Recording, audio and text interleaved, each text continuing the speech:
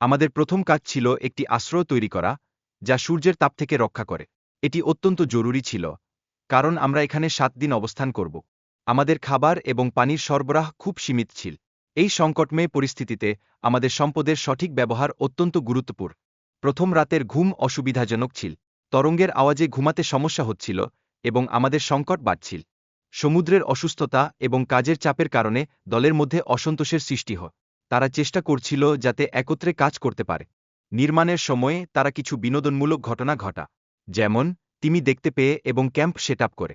খাবারের অভাব এবং অদক্ষতার কারণে মাছ ধরতে সমস্যা হচ্ছিল। তারা শেষ পর্যন্ত নিজেদের রেশন ব্যবহার করে একসঙ্গে খাবার প্রস্তুত করে।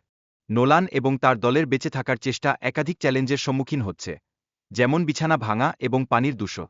ঝড়ের পূর্বাভাস পেয়ে তারা প্রস্তুতি নিচ্ছে, তবে তারা চিন্তিত যে তাদের তৈরি করা আশ্রয় যথেষ্ট নিরাপদ নয়।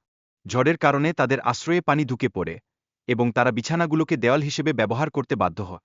তাদের সামগ্রী এবং খাদ্য সম্পূর্ণরূপে ভিজে যায়, যা পরিস্থিতিকে আরও কঠিন করে তোলে।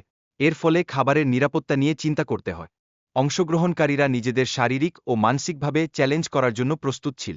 তারা একটি নিরাপদ আশ্রয় তৈরি করার চেষ্টা করে।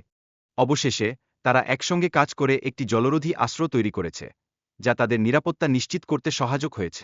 ব্রাজান তার পরিবার নিয়ে আমাদের বিদায় জানাতে আসে। এটি আমাদের জন্য একটি বিশেষ মুহূর্ত ছিল, যা আমাদের সম্পর্ককে আরও দৃঢ় করে। আমরা এই রাফটে 1-5 ঘন্টারও বেশি সময় কাটিয়েছি। যদিও এটি খুব কঠিন ছিল, তবুও আমরা কিছু আনন্দময় সময় উপভোগ করেছি।